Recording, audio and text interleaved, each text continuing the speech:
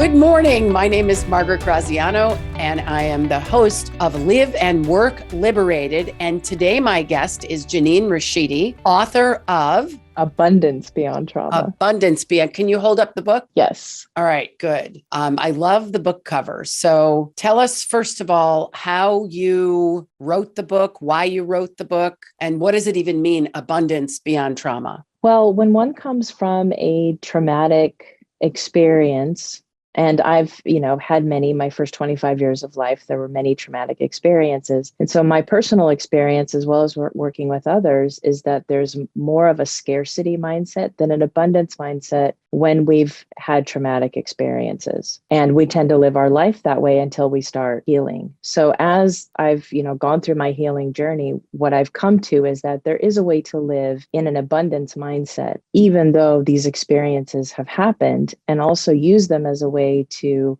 heal, look at ourselves so that we can live in that mindset. I chose to write the book mainly because I wanted to offer something to the world after having the experiences I had, something that would offer support, help, and understanding to every demographic out there, regardless of financial ability. So oftentimes, I'll either, give the books away for free or a free workbook, something like that. But the main purpose was to help others and give tools that I felt I needed along the way that I wish I would have had. Yeah, it's so interesting because when I think of the word abundance, I think anything is possible. I think living and acting and operating above the power and freedom line in a place of courage, engagement, innovation, synchronicity. When I think of scarcity, I think of life sort of sucks and it's closing in and we're either annoyed or frustrated or agitated or anxious. And I know it starts at first between the ages of 3 and 5, if not 3,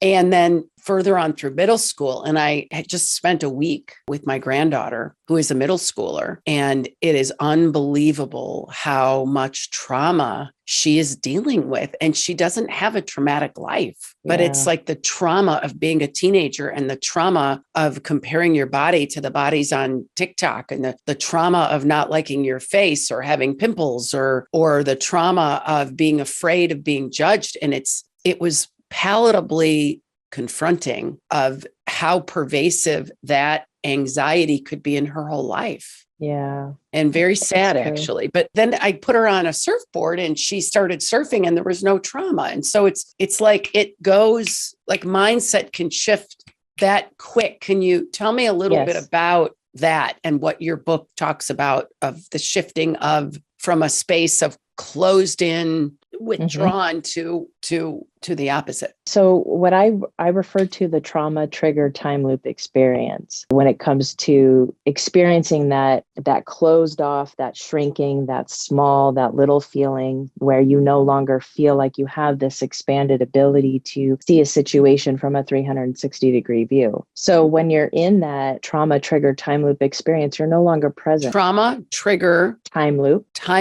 Okay. So that's when somebody's having more of a flashback experience. They're in some sort of past dynamic that feels present. So in the mind, so even as you're referring to your adolescent granddaughter, same thing. There's something happening in her mind space where she is thinking something of past, how she should be, how she should look comparatively, but that's all based on a previous memory or something that she has seen in her past that she's now identified with. And because she's identified with that, there's this, and same thing when you're having a flashback, you believe it to be happening in real time. So when the way you described it was perfect, because those are the warning signs that let you know, hey, I'm no longer in a place of presence. I'm actually stuck in a moment of past or the trauma time loop where I'm reliving it. So the only way to come out of that, I created the I'm Triggered Pocket Guide, which works with, breath, because wherever the breath goes, the mind follows, working with eye movement to bring you back to a state of presence so that you can get big and tap into your big abundant self where you have this 360-degree view of your life and what's presently happening and then where you'd like to take your life. God, I'm so intrigued by all this. It's interesting because I'm reading this book called The Presence Process, and he is teaching a lot of what you what you're talking about, and that we don't live in the present, we live in time. Yeah, and exactly. we live in the past or we live in the future, but we really don't live right now. And I was trying to get this young girl to like, we're in Kauai, man. It's beautiful here. Nobody knows you. You don't have to be worried about like seeing somebody or having them judge you. And she was really resistant actually to breathing or calming down, and I think somebody in her life was mocking it, actually, like making fun of it. And I know that the answer is just like within all of us. And so what does a teenager do if the parents think it's a joke or think they'll outgrow it, and how many do outgrow it? Because I know most trauma it starts as a little kid, 3 years old, and then it's not handled. And now we're teenagers, and then we bring it to the rest of our life. And how do we help these young people if their parents don't see it, that it's a problem? That's a really good question. And I have many clients who are either adolescents or teenagers. And I have found that it's obviously the ideal scenario is that the parents are on board with changing the dynamic at home, what they believe to be true, how they're communicating with the teenager, but not all of us get that. So if a teenager is willing to work on their own understanding of their own mind, as well as accepting my parents have a different mindset than I do. There's nothing wrong with that. It just means that their certain emotional and psychological needs will not be met, obviously, by the parents because it's not in alignment with where the teenager needs to be. It's actually not in alignment for the parents either, but that's what they learn. They learn that growing up. Their, parents taught them. When you mentioned that you get her on a surfboard and she's fine. Well, you have to be present to be on a surfboard. You're riding a present wave. That's why she did so great, because she was present. Yeah. And it sounds think about so anything simple. else. She couldn't think about anything else. It sounds so simple, and yet our mind, it resonates with the air and the space element, so it's continually moving. So unless we train our mind and we learn to catch it when it goes off into the past or the future, we're going to be having these difficulties. Wow. So let's graduate from adolescence, which is when it all gets metastasized, to adults. Here we are, adults working in human systems with. And when I hear the word trauma, it used to make me think like somebody had a very traumatic childhood, but it seems like since COVID, the awareness is we're all dealing with trauma. We all, are dealing with some level of unfilled need in the area of wanting to be loved and accepted, like in life in general, and that's trauma. So before we get into how do we deal with this in the workplace and in relationships as adults, what do you have to say about this word trauma? Well, it is a loaded word, and many people will compare themselves. So I like to add in undigestible experiences. Anything that was more than your mind-body system could handle is considered traumatic for you. And you cannot compare what was traumatic for you versus what was traumatic for me. They're very unique in that way. So it could be anything. In my book, I reference a 2-year-old boy who's drawing a beautiful picture for his mother. Well, she's in the kitchen cooking dinner for the family. So he runs in and he's like, "Mom, look what I made you." But she doesn't even acknowledge him. She shoos him away and says, "Well, not now, son." That doesn't sound traumatic. Right. But 30 years later, he's now married and he's still looking for acknowledgement, not only from his wife, but from his female friends. And that's now causing conflict because there's so much need for that acknowledgement. So right there, I'm bringing it back into a relationship. That's the perfect opportunity when you recognize you have, whether it's a neediness or codependency, whatever the label is, it's actually an opportunity to turn around and go, "Hey, what did I not get? I need to figure out how to reparent myself in that case, or relove myself through,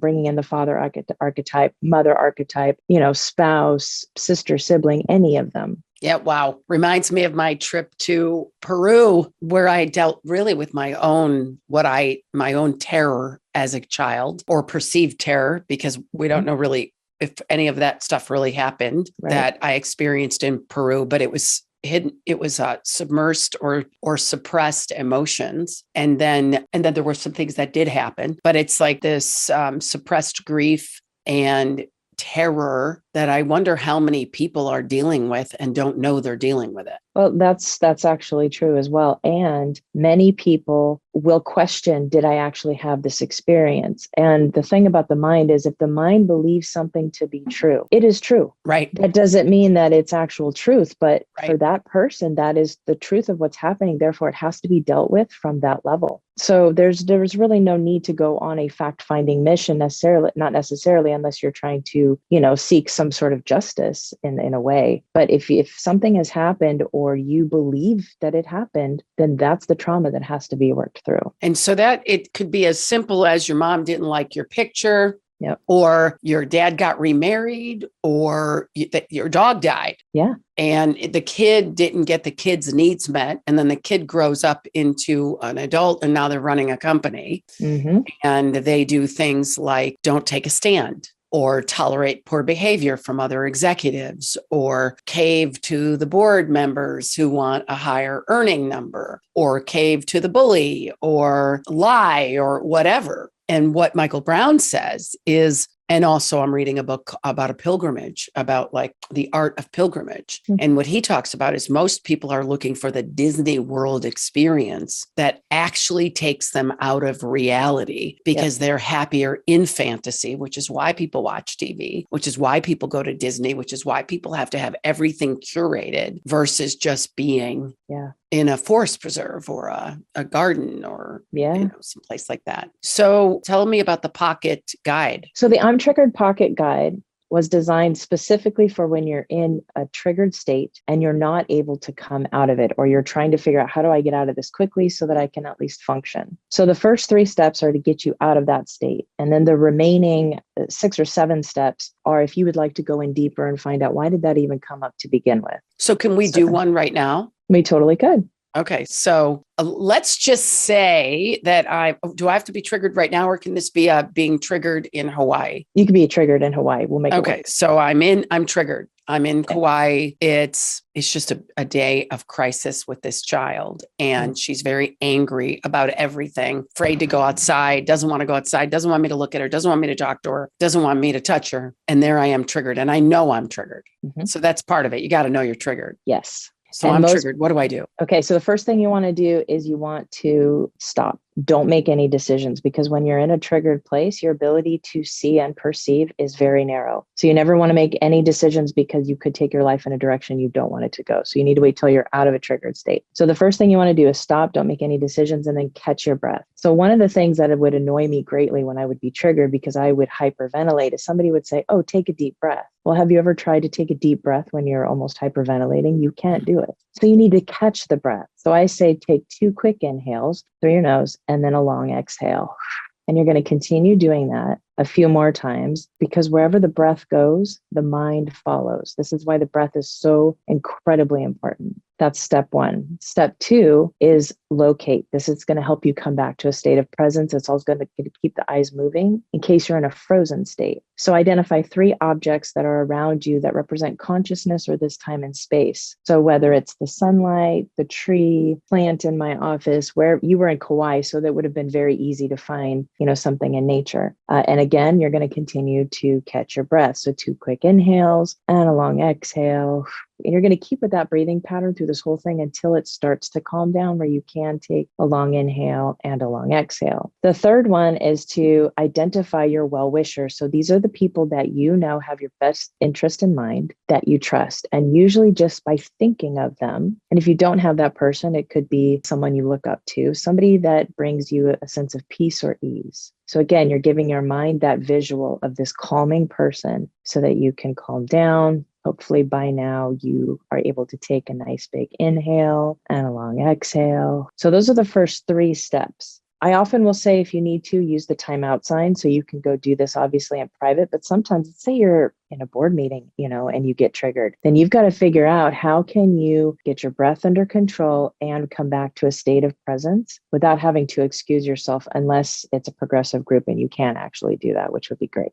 So those would be the first 3 steps on how to get out of it. Now, let's say you wanted to go deeper and figure out. The first 3 steps are: 1, catch your breath. Stop, don't make any decisions, and catch your breath. Okay, that's number 1. Step 2 Look is around. to locate. Locate 3 things that identify this time and space. continue to catch your breath. What's step 3? And then step 3, identify your well-wishers. Yes. And Okay. then by then you should be able to breathe. Now, in the workbook that I created, you can go in and really hone in on what triggered you in the first place, so you can figure out at what moment did you actually lose presence. It may not have been right away when she was having her moment, obviously her own trigger, but there was a moment where all of a sudden it took you out of presence. Yep. That's the moment you want to look at. And that would be specific to what's going on for you. So once you have identified the trigger, then you can use the adhere process, which is an acronym for explore, discover, heal, integrate, and relate. So the first thing you're going to do is you're going to go into a more relaxed place. So oftentimes when I'm working with a client, I'll use voice as well as sometimes touch to relax them into almost not necessarily hypnosis, but a very relaxed state so that they can go deeper in to identify and explore what exactly is happening. Okay, maybe you're feeling triggered in your heart space. Maybe there's a memory coming up, and this will show up differently for everyone. Once you've done that exploration, you will discover the part of you that's triggered. And usually the part of you that's triggered is disconnected, but it's operating, right? That's the part that got triggered. So you want to identify that part of you. And oftentimes it's either an unresolved, a more immature or childlike aspect who had an experience. It was too much to digest and a disconnect happened. And so now we're trying to come in, find that disconnected aspect so we can come back into alignment. So do some people call that the wounded self? It could be the wound itself. I try not to label it too much. I let people come up with their own labels. Otherwise, I'm leading and I want it to come out organically. So, and oftentimes people say, oh, I see this little version of myself, or I see a version of me at, 19 years old. It just depends. And sometimes people will see themselves as a different gender. Sometimes they'll see themselves as an animal, and we just go with it. So then once you have discovered what part of you is having this experience, then you can identify, well, what does this part of you need? If it's related to a past trauma, and most of the time it is, you know what you didn't get. Because you know what you didn't get, you know what you need. So now this is where you get real big. You get so big that you feel like you're a giant looking at your life and this part of you. And now you're able to look at that part of you and go, oh, I need love. I need somebody to tell me I'm okay. I'm enough. Whatever the dialogue is that needs to be heard. And so you embody that archetype. So, in your case, it might be that, there was an adult who didn't acknowledge or give you something. Once you know what that is, you can embody it and then come in as that aspect. So usually I will guide a client to come in as, let's say, the perfect mother. And you come in as the mother to this part of yourself. So now you're basically in a dual role. This is very empowering for people once they realize I have the ability to come in and heal myself. I don't need the person who, basically was the perpetrator in the trauma to apologize or anything like that, which doesn't, get them off the hook. But what it does is it empowers you that you have all the tools you need within you. And that's really important because people need courage in order to move forward with this type of healing. So you come in as the mother, you heal that part of you, hold that part of you, tell that part of you everything that you needed. And then once it feels like it's settled, and you'll know there'll be a feeling of ease, then you're going to want to integrate. And the way you do that is you usually will look into your own eyes, in this scenario. So the higher self or the archetypal mother with this part of you. And then you connect your breath. You also can hold different body parts. Oftentimes people will hold hands with themselves, look into their own eyes, and then start matching the breath pattern until the two of you become one. So now that part that was disconnected and healed is now integrated. And now the last part is to relate. Well, there's more of you available. You don't know who you are now with this part that's been integrated, let alone whoever you're in relationship with, your family, etc. And that would be the last piece. Now, I always like to check things. So at the end of this, I say, go back and remember when you were triggered. Do you still get triggered when you think about it? And if you do, go back and work all the steps until you're no longer triggered, just to make sure that you basically searched every... Do you still get triggered? Oh, yes. So we all get triggered. Even we all get get triggered. Everyone. Yeah. And what about when people don't even know they're triggered, or they're so triggered they can't even stop? They just are so like, this girl, she does need support. I think every 12-year-old needs support. From what I hear, everybody that I know who has 12-year-old girls is like, this is normal. I wouldn't have taken her on a trip at 12. And I'm like, I thought 12 was early. Yeah, and no wonder the other grandparents were like, you're really alone with your granddaughter? But so if everybody gets triggered, what if they don't even know they're triggered and they're just upset and they don't consider that triggered? Well, see, that's where the use of words is important with and understanding your audience. I can say the word triggered to some. I cannot say the word triggered to others because it's not a word that they identify with as, in their vocabulary. So you could say, oh, it seems like you might be upset. Yeah. And it's just the act of being upset. Why? What happened there? Why was it so intense for you? Those are the questions we should be asking ourselves when we're having those moments. But to answer your question, when it comes to somebody who doesn't even know and they're kind of, running rampant, again, it just depends on who it is. If you're a safe person for them, you might be able to talk them off the ledge, so to speak. But there might be cases where they just, go run amok until they calm down. And that's usually people who will make decisions from that place, which, can sometimes take our life in a direction we don't want it to go. Yeah, so my decision was we're not going surfing today. Okay. But I wonder if I would have said that or like we're canceling, the behavior's not acceptable. We're not doing an excursion today. Right. That was kind of all I know to do. But then I let her do the same excursion a different day. Right. I just said not this day. But yeah, it's the slowing down of the reaction, which I reacted 3 times in ways that I'm not proud of. Like once I told her she was being a punk. It was like she refused to let me borrow her charger. She refused to let me in the bathroom. And I'm like, stop acting like this. So that was one of them. But the reality is, before I had done this work, when I was a mom of bratty teenagers, I would have reacted 103 times. I reacted in a way 3 times, which I'm sort of proud of, but I would have reacted way more because it was. And then once I actually looked at her and I said, no matter what you say and no matter what you do, I love you and I always will. And I could see in her eyes. I could see she caught it. She heard it. I don't think anybody's ever said that to me. And I don't think I said that to my kids. Isn't it fascinating, being a grandmother myself, and I had just taken 2 of my 4 grandkids camping. And so I had a similar experience where I noticed an immense amount of patience that I surely did not have as a mother. Okay. But also when I got frustrated, I realized, wow, okay, there was growth that obviously it came as a grandmother that I didn't have as a mother, but still it pointed out, okay, I got things to work on still. Yeah.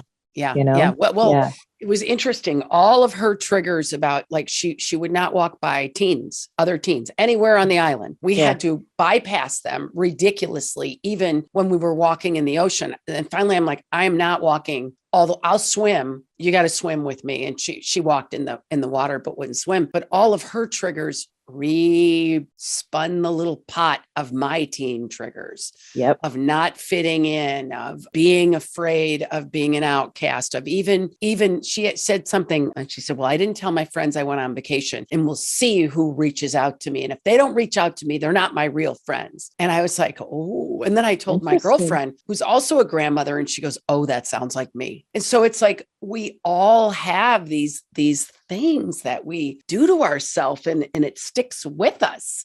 Yep. And nobody was working on this when we were growing up. I just don't think anybody was working on it when we were growing up. No, not at all. That's why I think our grandchildren are fortunate, and then the generations that will come after them, because there's much more awareness now around this sort of thing. I had post-traumatic stress disorder from the first 25 years of my life. And so when I had just done a speech and I referenced how my children were triggering my trauma while I'm trying to help them with their trauma. Yeah. You know what I mean? It's a double-edged sword. It's like you want to help the person, but that person is also creating angst within you. Yes. It is not easy. And this is not something that I was told about before I had kids. So I think we're all just still trying to figure it out, and if it's not our kids, it'll be a coworker. It might be a spouse. It might be a friend. Yeah. So let's move to work. To work, because as a recruiter, my first 25 years of work was recruiting. So I was placing people in companies and taking people out of companies. And I started to see patterns that were pretty profound, that there was a track record of people leaving jobs for the same reason over and over again. And what they weren't getting is that the only common common denominator was them. And when I now say that in my workshops around culture and leadership, you could see them giggle and laugh, and because it's a safe space and they have that recognition of, oh, I've done that. But people looking for a job almost never put two and two together. Wow, I keep leaving my jobs for the same reason. So how does a person catch that they have a trigger with authority, or they have a trigger with being told what to do, or they have a trigger with being given performance feedback or something like that? I'm moving around too much. Well, it's really more about self-awareness. One has to be willing to reflect on themselves. So until that happens, there won't be an awareness. But once that happens, then it's the opportunity to start looking at those cycles, those patterns. There's a worksheet in my workbook that will help you actually look at, well, what are the cycles that you are familiar with, whether it's through your family line, through work. Oftentimes people come in and they're like, I keep having the same thing happen at work and I don't understand why. Mm-hmm. And then we'll use the adhere process, and then they figured it out. And it's usually something similar. It will go back to some sort of authority figure, or, some form of undigestible experience, but one has to be willing to look at themselves. Yeah. So it's funny because it's not funny. I mean, it's resonant in the leadership model. We use the center of it as a heart, and it is the leader within. And that's the Ignite Your Power program. It's all about the leader within. And we call it saboteurs, patterns, obstacles, reoccurring obstacles that are self-limiting beliefs, whatever you want to call it. But it all does boil down to an inability to quickly recover from upset, quickly recover from that setup, as Michael Brown calls it, that triggering moment. And then all sorts of things happen. Like it could be quitting a job prematurely, or taking the wrong job, or marrying the wrong person, or tolerating abuse, or could be simply not speaking up. Like I coach a COO, and today it was all about I need to own my voice. And the question is, which a lot of them don't want to look at, well, what would have you hold back your voice? Yeah. What would have you not say, this is what we're doing. I'm the CEO. This is what we're doing. Come and join me. This is what we're doing. What would stop that? And that's the prickly part for some people. Like, I just don't want to go there. Because it's scary. Yeah. Either they do know the moment in time where, their voice was cut off, or they're afraid of what they will discover if they look at it, because they've gotten this far without having to look at it. Yeah. And usually, and this is where the difference between scarcity and abundance is, the scarcity mindset says, we don't really need to look at that. I'm not going to go there. I think I'm doing good. Whereas the abundance mindset says, how much further could we go if we looked at this? Yeah, that's great. So when I was 36, before I was 36, I didn't want to do the work because I thought I would lose my edge. I thought I would lose my mojo, what had me be a top producer. Somebody said the right thing to me, and I started, I went to the Landmark Forum and started doing all that work. And then the world became open for me. And I knew this was going to be my new career. And I think it's just going to keep moving, eventually from corporate into large group audiences. But the power was, I don't actually need that edge. I don't need it to be successful. I can keep everything that helped me be successful, and I could move through and to the next level. Yeah. So I'm going to do a summit on reclaiming vitality. Okay. Reclaiming your vitality, reclaiming our vitality. And I think your entire subject would be a great talk for that. Have you ever thought about, if people can't handle the word trauma, what you would call it? So more often than not, I will say undigestible experiences, and then you can see the wheels turning, versus when you say trauma, people say, oh, I don't really have trauma. Right. So I actually don't use the word trauma too often because of that. And again, it's all about knowing your audience and the words you use. Yeah. And what's in the way? What's in the way of experiencing true presence and true, like the surfboard? Like you could see in this girl's face the joy, and there were several moments where she was in the moment. She's super witty. There was a bug, and she said something like, oh, I said, I take the bug spray out because it's upside down and it's bugging me. And she goes, dad joke. And just really in the moment, understanding puns. And I do think that's part of being present, is that wittiness. Yes, when you are truly witty, you're right there with those words. And I have another friend who does paintings, and he calls it soul surfing. And he is writing a book right now about a ballerina, a surfer, and a businessman. And the surfer is fully self-expressed, living in the moment. The ballerina's living in the moment and the businessman is miserable.